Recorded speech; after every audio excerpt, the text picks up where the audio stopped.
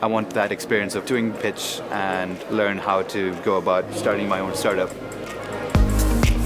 We found this team at the event. We just brainstormed. I had about 6 ideas. We narrowed it down to this one we thought was the one that has some potential in it. We'll have to have something by the end of tonight.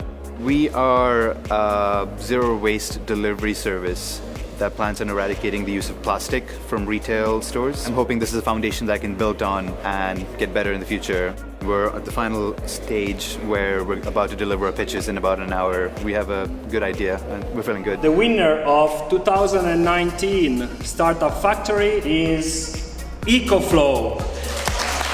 This is a very multidisciplinary competition. People from environmental science, physics, product design engineering, economics, business. I'm really glad we have an event like this. It's a very supportive environment. Definitely get involved next year.